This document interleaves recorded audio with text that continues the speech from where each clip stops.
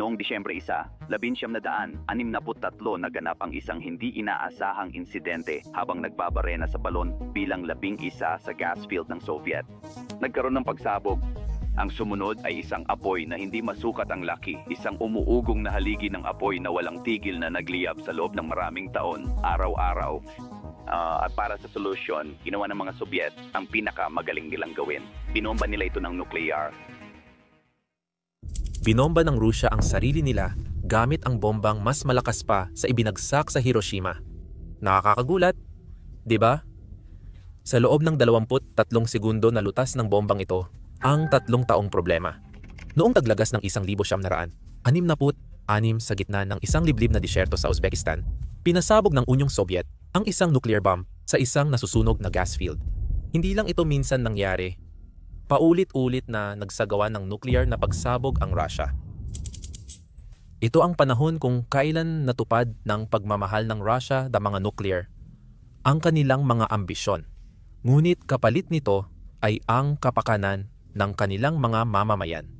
Bakit nga ba binomba ng Russia ang sarili ng nuclear at paano nito naresolba ang malaking problema? Para maintindihan ito, ibubunyag ko ang malaking pagkakamali ng Soviet Union dekada na ang nakalipas. Sa ikalawang digmaang pandaigdig, nakaasa ang enerhiya ng Soviet sa karbon. Nang putulin ni Hitler ang Union of Soviet Socialist Republics mula sa mga pangunahing rehiyon ng karbon, nagkaroon ng matinding krisis sa enerhiya ang bansa. Habang nauubos ang karbon, naghahanap ng alternatibo ang tagaplano ni Stalin at lumitaw ang natural na gas bilang promising na opsyon. Kahit hindi pa ito nasusubukan, at may nakuha silang ideya. Hinikayat ng mga naunang tagumpay, iminungkahi ng kagawaran ng industriya ng langis, ang pagtatayo ng gas pipeline mula sa bagong tuklas na field sa Saratov, 800 kilometro timog silangan ng Moscow, papunta sa kabisera. Pagkatapos ng digmaan at pagsimula ng Cold War, mas naging mahalaga ang sariling supply ng enerhiya. Nasiguro na ng Estados Unidos ang matatag na alyansa sa mga tagagawa ng langis sa gitnang silangan, kaya tiyak ang supply ng gasolina nila. Ngunit may tusong plano ang mga Soviet. Naiintindihan ng mga leader ng Soviet na kung makakahanap at makokontrol nila ang malalaking reserba ng langis at gas, hindi lang nila masisiguro ang kanilang sariling ekonomiya, kundi magagawa rin nilang umasa ang Europa, na mga tradisyonal na kaalyado ng Amerika, sa enerhiya ng Soviet. Pagkatapos aabot sa 3,000 at 500 milya ang haba ng gas pipeline ng Soviet at magsusupply ito ng 40-70 milyong kubiko metro ng natural gas bawat taon sa ilang bansa sa Europa. Ang Europa ang naglalaan ng kagamitan at teknolohiya para sa pipeline at babayaran ito ng Union of Soviet Socialist Republics sa loob ng 10 taon na may 7.75% interes gamit ang natural gas. Ang kabuang tinatayang halaga ng proyekto para sa Unyong Soviet ay humigit kumulang $10 bilyon na isinama rin ang mga kita na makukuha ng mga kumpanyang Europeo sa pamamagitan ng mga kontrata na may kaugnayan sa pipeline. Inasahan ng mga autoridad na kayang suplayan ng Unyong Soviet ang 35% ng gas na kailangan ng Western Europe sa lalong madaling panahon. Nagkaroon ng alalahanin sa pagdepende ng Europa sa Union of Soviet Socialist Republics para sa enerhiya na nagdulot ng tensyon at hindi pagkakaunawaan sa mga kaalyadong Europeo at Amerikano. Nagsimulang makamit ng mga Soviet ang tagumpay. Noong 1950 na diskubre ng mga Soviet na mananaliksik ang gas field ng Shibelinka sa Kharkiv Oblast, Ukraine. Pagkalipas ng 6 na taon, natuklasan nila ang Gazli gas field sa Uzbekistan na may 25 trilyong cubic feet na reserba. Nagpatuloy ang eksplorasyon at sa Amu Darya Basin, nakagawa sila ng sunod-sunod na malalaking tuklas ng hydrocarbon. Isa rito ang Utro-Balak Field na tukoy noong 1963. Matapos ang exploratory drilling noong 1961, ang mga reserbang ito ay naging mahalaga sa pagpapaandar ng ekonomiya ng Soviet at sa paghubog ng kanilang estratehiya noong Cold War. Lahat ay ayon sa plano ng Soviet. Ngunit biglang may nangyaring hindi inaasahan. Noong Disyembre 1, 1963 sa Utro-Balak gas field, tila karaniwan lang ang trabaho. Tulad ng maraming unang lugar ng eksplorasyon, madalas na hindi pinapansin ang mga patakaran sa kaligtasan. May mga gabay sa papel, pero di ito nasusunod. Siguro akala ng mga manggagawa ay sapat na ang alam nila sa lupa. Hindi nila alam kung gaano kadelikado ang balon. Sa utos ng kontratista, nagpatuloy ang pagbabarena. Bukod sa mga inhinyero, mananaliksik at kontratista, iilan lang talaga ang nakakaalam ng malaking potensyal at panganib ng gas sa ilalim. At ang ginawa nila ay naging matinding sakit ng ulo. Hindi lang ilang araw o linggo, kundi maraming taon. Sa Balon 11, nagdrill sila hanggang 2,400 metro, halos 1.5 milya sa ilalim ng lupa. Pero sa ilalim nila ay may nakatagong napakalaking pormasyon ng gas na tinatakan sa ilalim ng napakalakas na 300 atmospheres ng presyon. Para lang sa konteksto, ganito kalakas ang presyon na parang may isang fully loaded na truck na nakapatong sa hinlalaki ng paa mo. Pagkatapos, nangyari ang hindi maiiwasan. Isang manggagawa ang aksidenteng natamaan ang bulsa ng gas. Bumigay ang drill at nagpakawala ng malakas na pagsabog ng gas paakyat sa ibabaw. Pinunit ng lakas ang rigging at winasak ang lugar. Hindi na basta proyekto ang balon bilang 11, naging sentro ito ng isa sa pinakamapanganib na sakuna ng gas na naranasan ng Unyong Soviet. Walang nakakaalam kung ilang manggagawa sa pagbabarena ang namatay noon dahil hindi ito nabanggit sa opisyal na ulat o kasaysayan. Pero ang naaalala ng lahat ay ang apoy.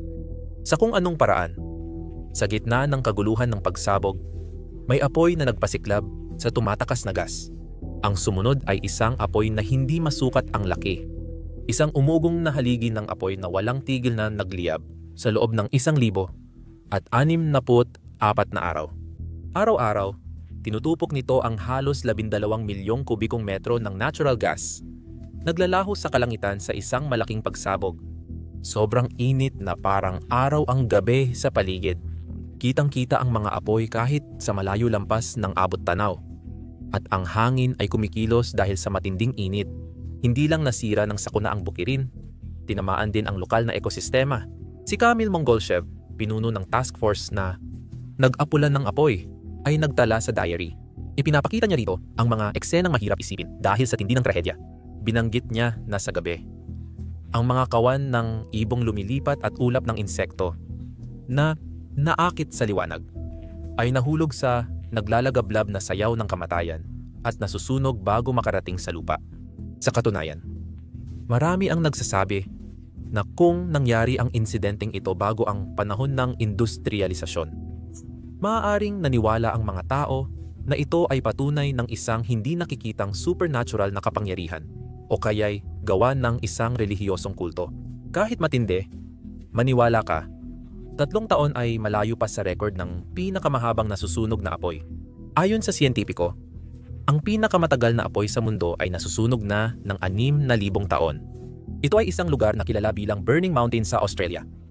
Nang unang makita ito ng mga European explorer, inakala nilang nakatagpo sila ng isang bulkan. Pero noong ika-19 na siglo, natuklasan ng mga siyentipiko na hindi pala ito isang bulkan. Nagsusunog pala itong coal seam na nasa 30 metro o 100 talampakan sa ilalim ng lupa. Noong unang panahon, nagliyab ito at hindi na namatay ang apoy. Ang pinakamatandang apoy na gawa ng tao ay nasa 1,000 at 500 taon pa lang ang edad. Ang apoy na iyon ay patuloy pa ring nagliliyab sa Yadz Atashberam na templo sa Iran. Isang apoy na tuloy-tuloy nang umiiral mula pa noong panahon ng Imperyong Romano. Pero ang apoy sa Utabalak Field ay hindi isang kakaibang aksidente ng kalikasan. Isa itong pagkakamali ng tao. Handa ang mga inhinyero sa lugar na gawin lahat para mapatigil ito. Napatunayang walang silbi ang mga karaniwang paraan ng pag-apulan ng apoy laban sa laki at lakas ng well number 11. 3 taon nang patuloy ang apoy. Sinubukan ng mga siyentipiko na lutasin ito, ngunit palaging bigo ang kanilang mga pagtatangka. Sinubukan nila ang lahat: Russian field artillery, high-powered water cannon, at mabibigat na kagamitang pang-inhinyero na kaya nilang dalhin sa disyerto. Walang nagbago. Sinubukan ng mga bumbero ang mas teknikal na solusyon at naglagay ng takip na may pressure relief system. Simple lang ang plano: takpan ng balon, idaan sa discharge pipe ang gas, bawasan ang pressure, at patayinin ang apoy. Sandaling nagkaroon sila ng pag-asa. Noong Enero 1964, sandaling nagtagumpay sila dahil sa bahagyang takip. Pero hindi nagtagal. Sa ilang linggo, Nabiyak ang lupa at naging bunganga na may sulfide. Naglabas ng lason na gas at lumala ang sakuna. Nawalan na ng pag-asa ang lahat. Nabigo ang lahat ng eksperimento at tinanggap ng marami na hindi na mapapatigil ang apoy. Pero sa parehong panahon, habang ang Departamento ng Eksplorasyon ng Union of Soviet Socialist Republics ay nakikipaglaban sa sakuna sa Hutwa-Balak, may isa pang paligsahan na nagaganap. Ang paligsahan sa lakas at sandatang nuklear ay nagbigay sa kanila ng nakakabaliw na ideya. Naranasan na ng mga Soviets kung gaano kalakas ang bombang nuklear. Nagulat ang mundo nang pasabugin ng Unyong Soviet ang unang sandatang nuklear sa Kazakhstan mas maaga kaysa hinulaang United States Intelligentsia.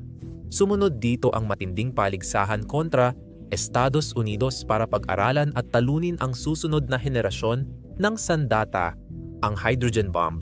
Noong 1952 sinubukan ng Estados Unidos ang unang hydrogen bomb sa Marshall Islands na daan-daang beses mas malakas sa Hiroshima. Sumali na rin sa nuclear club ang United Kingdom ilang linggo bago ito. Noong 1954 nagkamali ang United States sa Castle Bravo test dahil mali ang kalkulasyon ng mga siyentipiko, kaya nagkaroon ng radioactive fallout cloud na naglason sa malaking bahagi ng Marshall Islands. Noong Nobyembre 1955 sumagot ang Soviet Union sa sarili nitong thermonuclear na pagsabog na nagdulot ng matagalang epekto sa kalusugan ng mga komunidad sa Kazakhstan. Noong 1958, sumulong ang nuclear testing at nagsagawa ang United States United Kingdom at United States Soviet Russia ng mahigit 100 pagsabog sa isang taon. Ang aktibidad na iyon ay humantong sa voluntaryong paghinto nang magsimula ang pag-uusap sa permanenteng pagbabawal. Noong 1960 naging ika-4 na nuclear power ang Pransya at hindi nagtagal, hinarap ng mundo ang pinakamalapit nitong pagharap sa nuclear war noong Cuban Missile Crisis noong Oktubre ng 1962.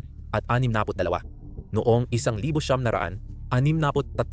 ipinagbawal ng Limited Test Ban Treaty ang karamihan ng pagsabog ng nuclear. Pero nagpatuloy ang mga pagsubok sa ilalim ng lupa. Tumanggi sina Pransya at China na pumirma kaya nanatiling buhay ang paligsahan. Sa kabilang banda, kahit pumirma ang Union of Soviet Socialist Republics sa kasunduan, may inihahanda itong isang bagay na nakakabaliw.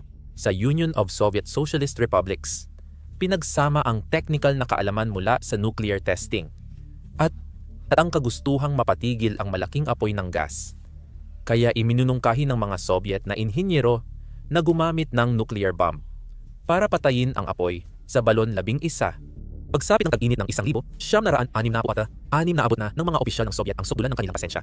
Doon nagmungkahi ang mga pisiko ng matapang at halos di kapani-paniwalang solusyon. Pasabugin ang isang nuklear na bomba sa ilalim ng lupa. Mga 1,500 metro ang lalim. Malapit sa lagusan ng balon bilang 11. Mukhang kalokohan ito, pero iba ang tunay na nangyari. Ayon sa kanilang mga kalkulasyon, dudurugin ng shockwave ang mga pader ng balon, tatakpan ang bulsa ng gas, at agad napapatayin ang apoy. Delikado ito. May totoong takot na baka mas lumala pa ang sitwasyon dahil sa pagsabog ng nuclear. Paano kung lumakas pa ang apoy dahil sa pagsabog? Paano kung sumabog ang buong gas field at hindi na mapipigilan? Pero pinatupad pa rin ang utos. Bakit? Noong panahong iyon, may nuclear experiments na ang Union of Soviet Socialist Republics para sa sibilyang gamit. Oo, matapos magtagumpay ang nuclear bomb, nag-isip ang mga bansa kung ano pa ang maaaring gawin sa maraming warhead maliban sa digmaan o depensa. Pati ang Estados Unidos ay nangunguna. Sa bansa, nagresulta ito sa Plowshare Program.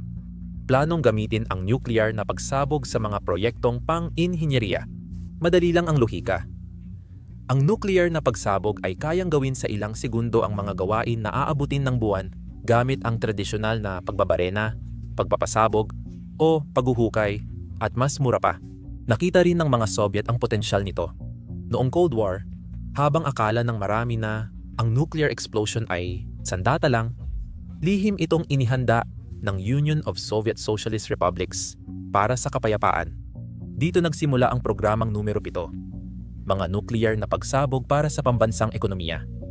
Opisyal itong inilunsad sa pamumuno ni Alexander D. Sarkanikov, punong taga-disenyo ng sandata mula sa Chelyabinsk 70 Nuclear Lab, at Oleg L. Kardrovsky bilang punong siyentipiko.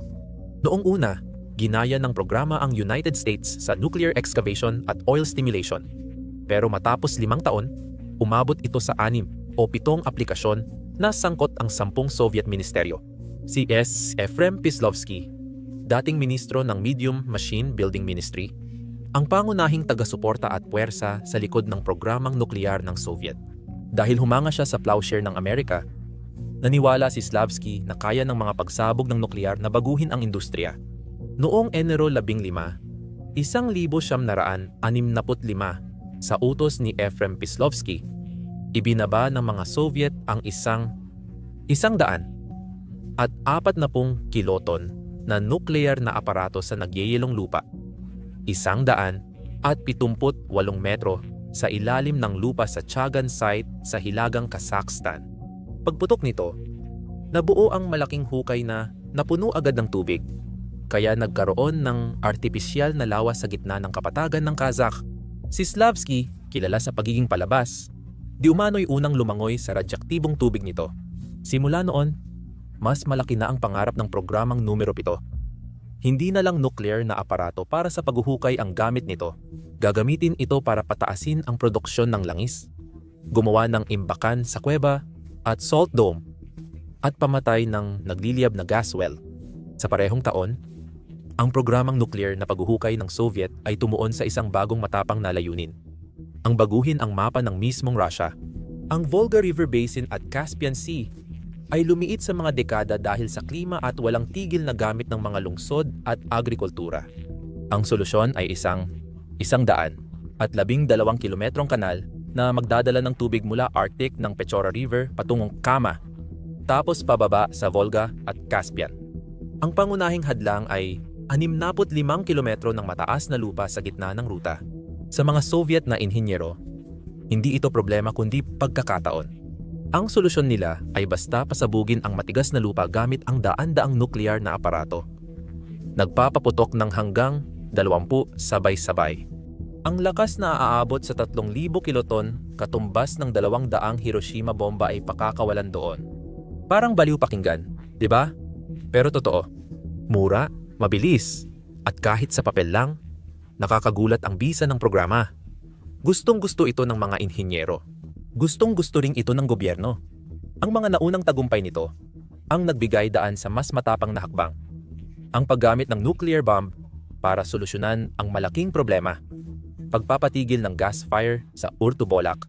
Ang sandatang gagamitin nila ay may 30 kiloton na lakas, doble sa bomba sa Hiroshima. Para maisakatuparan ng plano, nagdala ang mga tauhan ng mga espesyal na dinisenyong drilling rig para maghanda sa isang pagsabog sa ilalim ng lupa. Napakahalaga ng kaligtasan dahil may mga sibilyan na nakatira lamang ng 27 kilometro o mga 17 milya mula sa lugar ng pagsabog. Mapanganib ito. Komplikado ito. Hindi pa ito nagagawa noon, pero nakatanggap ito ng opisyal na pag-aproba. Ito ang unang pagkakataon na susubukan ng Unyong Sobyet ang isang nuclear na pagsabog para patayin ang apoy ng gas. 2 makitid na balon. Halos 1 talampakan ang lapad. Ang hinukay malapit sa nasusunog na rig.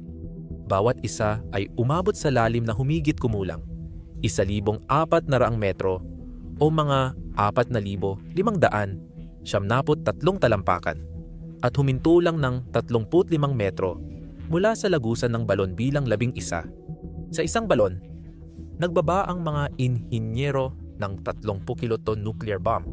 Pinuno ng semento ang balon para mapigilan at maiwasan ang pagsabog sa ibabaw.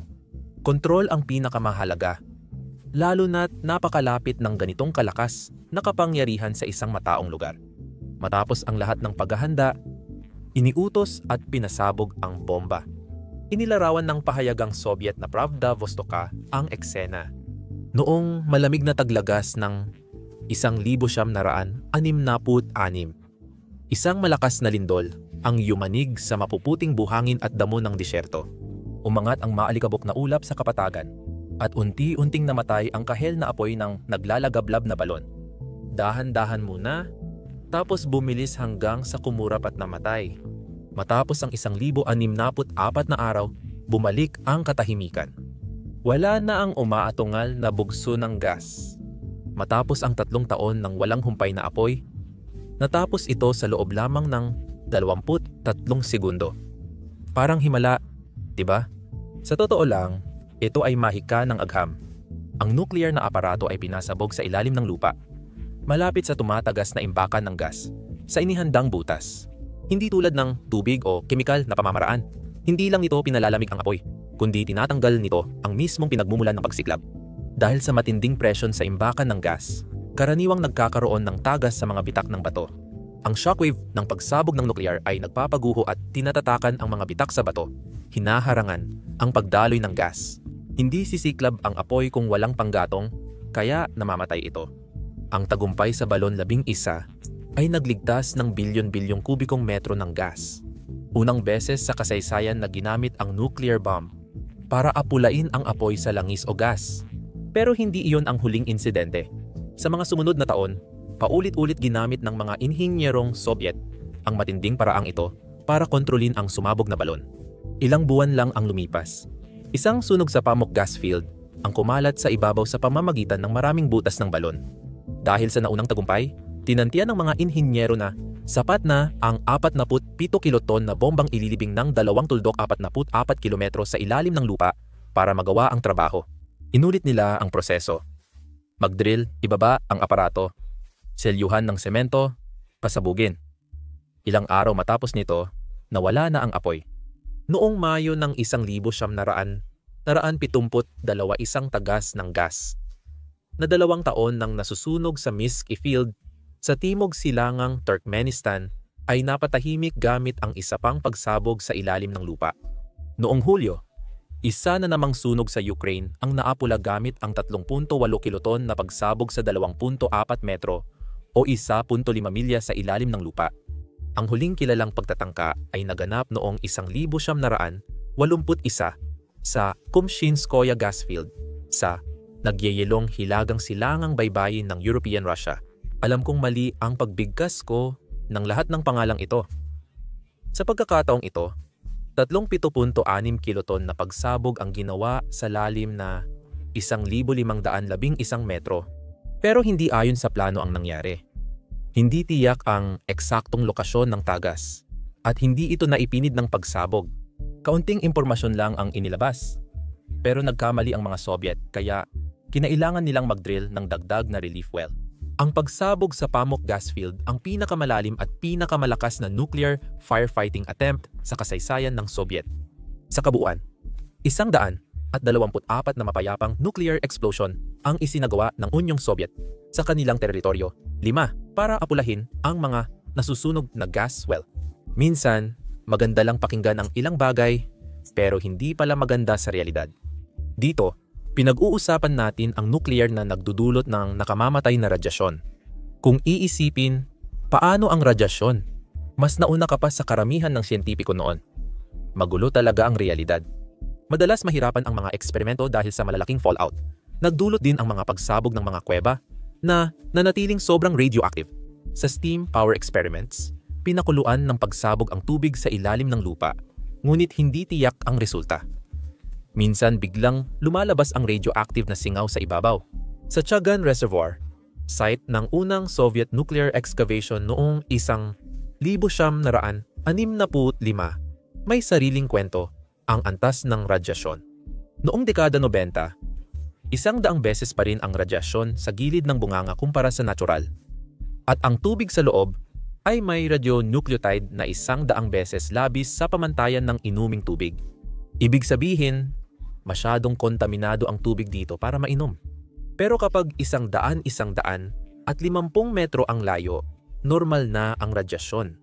Tinatayang 20% ng radioactive na produkto ay nakatakas sa pagsabog at may ilan umabot hanggang Japan. Ipinakita ng Institute of Radiation Medicine and Ecology ng Kazakhstan ang masamang resulta ng kanilang pag-aaral. Mas mataas ang bilang ng namatay, kabilang ang cancer, sa mga taong nalantad sa ionizing radiation noong nuclear test ng Soviet. Hindi pa ron natapos ang pinsala. Kinumpirma ng pananaliksik na nanatili ang mataas na panganib ng malulubhang sakit sa loob ng 2 henerasyon na nakaapekto hindi lang sa mga direktang nalantad, kundi pati na rin sa kanilang mga anak at apo. Hindi pa kumpleto ang datos sa ika-4 na henerasyon, pero mahirap balewalain ang ebidensya ng mga tao.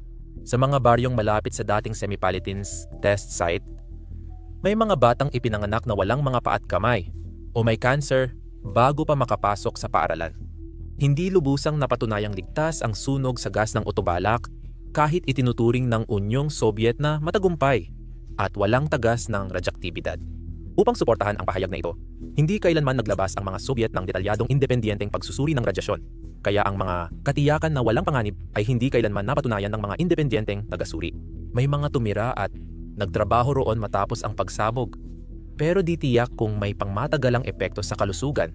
Karaniwan, hindi kumpleto o lihim ang mga record medical ng mga Soviet sa ganitong lugar.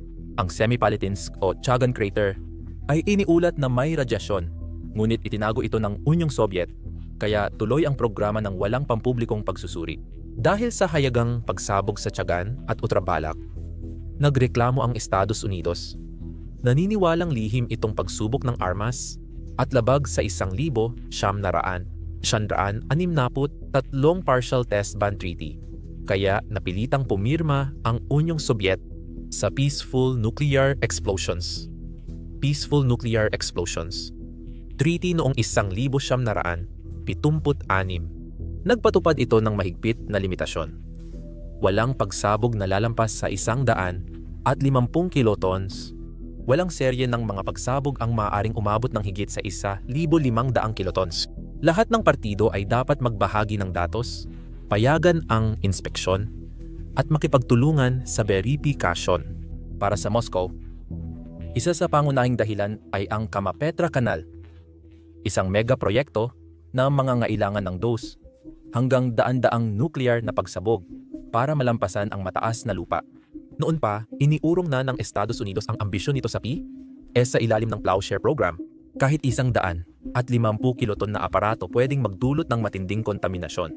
Noong 1978 sa Yakutia, gumamit ang Union of Soviet Socialist Republics ng nuclear explosion para lumikha ng underground na imbakan sa pagmimina ng ginto. Ang pagsabog ay nagbasag ng mga nakapaligid na bato sa hindi inaasahang paraan na nagbigay daan sa mga radyaktibong gas na makatakas papunta sa ibabaw.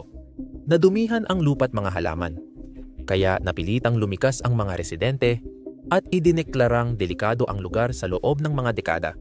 Ang komprehensibong kasunduan sa pagbabawal ng pagsubok ng nuclear o Comprehensive Nuclear Test Ban Treaty ay nagpatuloy pa at tuluyang ipinagbawal ang lahat ng mapayapang pagsabog ng nuclear. Hindi sumang-ayon lahat. Nilagdaan ng China ang Comprehensive Nuclear Test Ban Treaty noong 1976 pero hindi pa ratipikado, at gusto nilang pag-usapan ulit ang pagbabawal sa mapayapang pagsabog ng nuklear matapos ang 1 dekada ng bisa ng kasunduan. Bakit?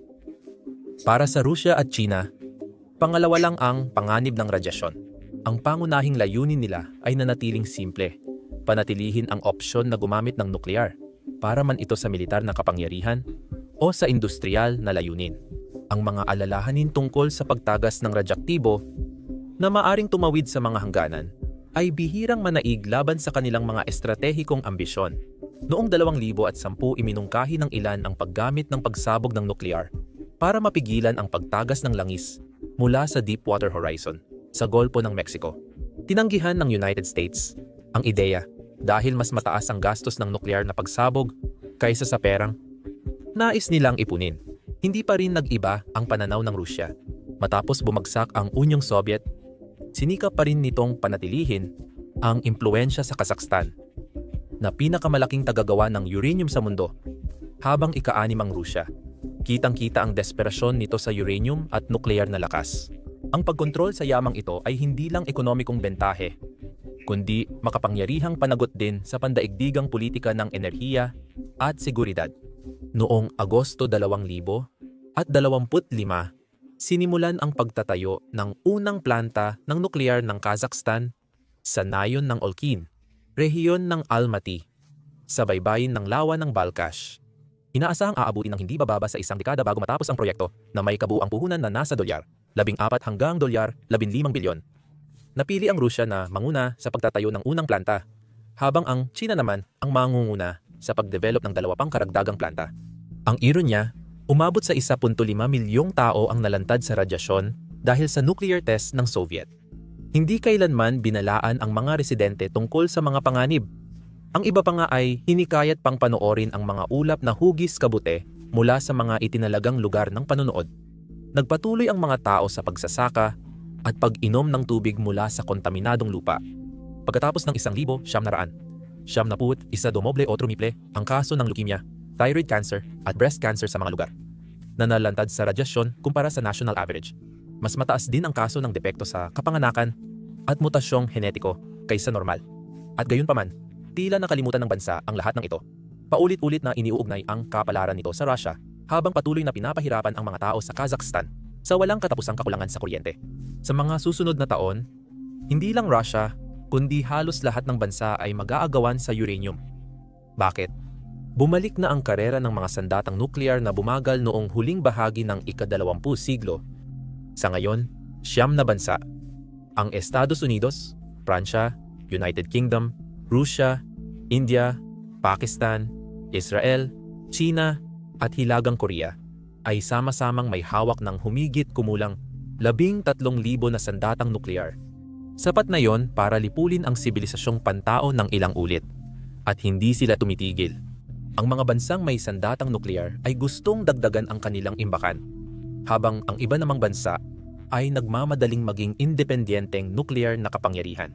Halimbawa, ang Iran ay hinahabol ang kanilang ambisyong nuklear mula pa noong dekada 1980 at patuloy pa ring nagtatrabaho patungo sa layuning yon ng palihim. Hindi lang ito tungkol sa bala, pati sa enerhiya. Habang nababawasan ang paggamit ng karbon at langis, tumataas pa rin ang global na demand sa enerhiya. Ang karera para sa enerhiyang nuclear ay kasing tindi na ng karera sa sandatang nuclear. Ang magiging wakas nito ay malalaman lang sa tamang panahon. Salamat sa panonood.